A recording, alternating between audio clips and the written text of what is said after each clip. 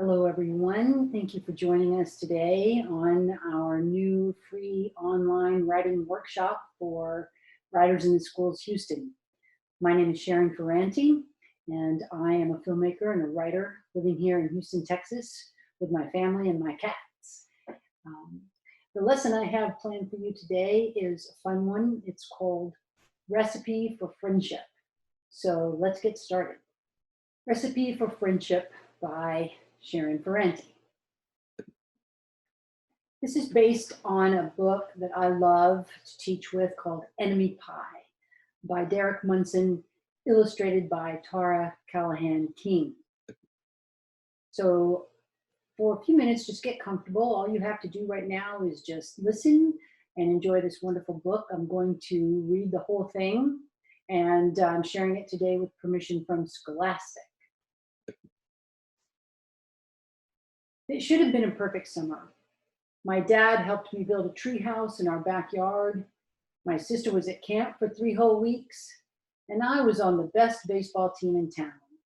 It should have been a perfect summer, but it wasn't. It was all good until Jeremy Ross moved into the neighborhood right next door to my best friend Stanley. I did not like Jeremy Ross.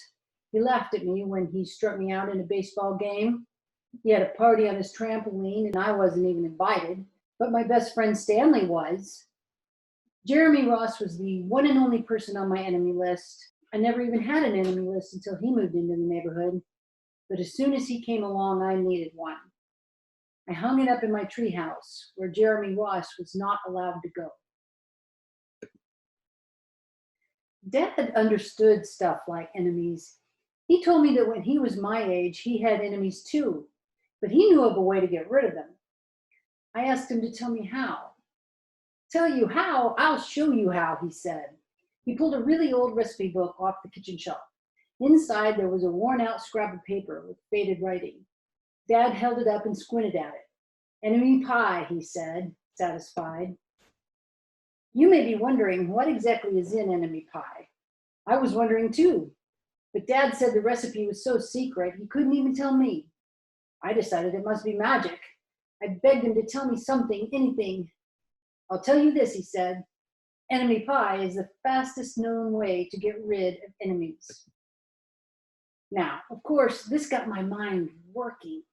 What kinds of things, disgusting things, would I put into a pie for an enemy? I brought Dad some weeds from the garden, but he just shook his head. I brought him earthworms and rocks, but he didn't think he'd need those. I gave him the gum I'd been chewing on all morning. He gave it right back to me. I went out to play alone. I shot baskets till the ball got stuck on the roof. I threw a boomerang that never came back. And all the while, I listened to the sounds of my dad chopping and stirring and blending the ingredients of enemy pie. This could be a great summer after all. Enemy pie was going to be awful. I tried to imagine how horrible it must smell, or worse yet, what it would look like. But when I was in the backyard looking for ladybugs, I smelled something really, really good. And as far as I could tell, it was coming from our kitchen. I was a bit confused. I went in to ask Dad what was wrong. Enemy pie couldn't smell this good, but Dad was smart. If enemy pie smelled bad, your enemy would never eat it, he said. I could tell he'd made enemy pie before. The buzzer rang, and Dad put on the oven mitts and pulled the pie out of the oven. It looked like plain old pie. It looked good enough to eat. I was catching on. But still, I wasn't sure how this enemy pie worked. What exactly did it do to enemies? Maybe it made their hair fall out or their breath stinky. Maybe it made bullies cry. I asked Dad, but he was no help. He wouldn't tell me a thing. But while the pie cooled, he filled me in on my job. He talked quietly. There's one part of enemy pie that I can't do. In order for it to work, you need to spend a day with your enemy. Even worse, you have to be nice to him. It's not easy, but that's the only way that enemy pie can work. Are you sure you want to go through with this? Of course I was. It sounded horrible. It was scary, but it was worth a try. All I had to do was spend one day with Jeremy Ross, and then he'd be out of my hair for the rest of my life. I rode my bike to his house and knocked on the door. When Jeremy opened the door, he seemed surprised. He stood on the other side of the screen door and looked at me, waiting for me to say something. I was nervous. "Can you play?" I asked. He looked confused. "I'll go ask my mom," he said. He came back with his shoes in his hand. His mom walked around the corner to say hello. "You boys stay out of trouble," she said, smiling. We rode bikes for a while and played on the trampoline. Then we made some water balloons and threw them at the neighbor girls, but we missed. Jeremy's mom made us lunch, and after lunch we went over to my house. It was strange, but I was kind of having fun with my enemy. He almost seemed nice. But of course I couldn't tell Dad that since he'd worked so hard to make this enemy pie. Jeremy Ross liked my basketball hoop. He said he wished he had a basketball hoop, but they didn't have room for one. I let him win a game just to be nice. Jeremy Ross knew how to throw a boomerang. He threw it and it came right back to him. I threw it and it went over my house and into the backyard. When we climbed over the fence to find it, the first thing Jeremy noticed was my treehouse. My treehouse was my treehouse. I was the boss. If my sister wanted in, I didn't have to let her. If my dad wanted in, I didn't have to let him. And if Jeremy wanted in, "Can we go in it?" he asked. I knew he was going to ask me that. But he was the top person, the only person on my enemy list. And enemies aren't allowed in my treehouse. But he did teach me how to throw a boomerang. And he did have me over for lunch. And he did let me play on his trampoline. He wasn't being a very good enemy. "Okay," I said, "but hold on." I climbed up ahead of him and tore the enemy list off the wall. I had a checkerboard and some cards in the treehouse. And we played games until my dad called us down for dinner. We pretended we didn't hear him. And when he came out to get us, we tried to hide from him. But somehow he found us. Dad made us macaroni and cheese for dinner, my favorite. It was Jeremy's favorite too. Maybe Jeremy Ross wasn't so bad after all. I was beginning to think that maybe we should just forget about enemy pie. But sure enough, after dinner, Dad brought out the pie. I watched as he cut the pie into 8 thick slices. "Dad," I said, "sure is nice having a new friend in the neighborhood." I was trying to get his attention, trying to tell him that Jeremy Ross was no longer my enemy. But Dad only smiled and nodded. I think he thought I was just pretending. Dad dished up 3 plates side by side with big pieces of pie and giant scoops of ice cream. He passed one to me and one to Jeremy. "Wow," Jeremy said, looking at the pie. "My dad never makes pies like this." It was at this point that I panicked. I didn't want Jeremy to eat enemy pie. He was my friend. I couldn't let him eat it. "Jeremy, don't eat it. It's bad pie. I think it's poisonous or something." And Jeremy's fork stopped before reaching his mouth. He crumpled his eyebrows and looked at me funny. I felt relieved. I had saved his life. I was a hero. "If it's so bad," Jeremy asked, "then why is your dad already eating half of it?" I turned to look at my dad, and sure enough, he was eating enemy pie. "Good stuff," he mumbled through a mouthful. And that was all he said. I sat there watching them eat enemy pie for a few seconds. Dad was laughing. Jeremy was happily eating, and neither of them was losing any hair. It seemed safe enough, so I took a tiny taste. Enemy pie was delicious. After dessert, Jeremy rode his bike home, but not before inviting me over to play on his trampoline in the morning. He said he'd teach me how to flip. As for enemy pie, I still don't know how to make it. I still wonder if enemies really do hate it, or if their hair falls out or their breath turns bad. But I don't know if I'll ever get an answer because I just lost my best enemy.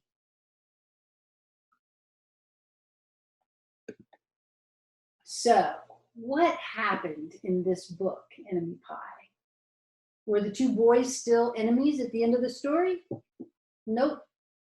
How did the dad get the boys to be friends? That's right. He got them to spend time together. What activities did the boys do? They rode bikes, threw water balloons and boomerangs. They played in the treehouse and had macaroni and cheese for dinner and pie, good old cherry pie. So let's make our recipe for friendship. Dad knew the ingredients for friendship. He just needed to get the 2 boys together long enough so that he could create his recipe. In other words, he knew he could get the two boys to be friends if they played together and shared things they had in common. So what ingredients are in your recipe for friendship? Let's brainstorm a few lists. First, make a list of activities that you like to do with your friends. These will be the ingredients for your recipe. I like to do lots of things like watch silly movies or take long, energetic walks, plant flowers, water the garden. So now you make a list of activities that are fun for you to do with people. When you're doing it, think about all 5 senses, because that will make your writing better. So after you write down your activities, make a list of tastes, smells, sounds, feelings, and sights that go along with your activities. This is what I mean. For instance, I like to eat popcorn and lemon potato chips with my friends. We listen to weird electronic music. I like to curl up with a soft, warm blanket. Sometimes I light a spicy smelling candle. We flip through pictures on our phones and look at our friends and our cats. So I tried to incorporate all 5 senses into my list of ingredients. And so now it's time to write. So your temporary title can be Recipe for Friendship. If you want to change it later, you can do that. Think of your poem as a list of instructions on how to make a friendship. Here's an example. Recipe for friendship. Gather your ingredients. You'll need some movies to watch and some flowers to plant. You might need a water hose to spray your buddies, and then choose a long street with trees along the sides. Take a long walk to cool off. Mix in your popcorn and stir in some spicy candles. Share that fluffy blanket while you laugh at all the silly pictures of your ginger kitty, Felix. Bake at a low temperature on a cool spring evening. Watch the stars come out as the moon rises and listen to the crickets begin to sing. Repeat the steps above and add your own ideas for a long-lasting friendship. Serve with heaping helpings of ice cream and giggles. So, ready, set, write. Have fun creating your recipe. You might like to work with a friend and write a friendship recipe together. You could do it over the phone together. If you don't feel like writing a poem, perhaps Enemy Pie reminds you of a friend that you're missing right now. You might want to write a personal narrative about what it's like to miss your friend for this long period of time. Finally, you could create a story about 2 friends. What qualities would these friends have? Would they like to do all the same things? What do they look like? Where do they live? Do you have the same hopes and dreams? How are they different? And what could the central problem be that they must confront? So I hope you've enjoyed this lesson on creating a poem that's based on a recipe that you're going to create a friendship from. And after you finish with this lesson, if you want another quick WITS writing lesson, please check out our website for more quick WITS lessons at witshouston.org, or check out our social media. Facebook is @WritersInTheSchools. Twitter is @WitsHouston. And I just want you to know how much I've enjoyed doing this with you today. I look forward to making more lessons for you, and stay safe, have fun, and call your friends.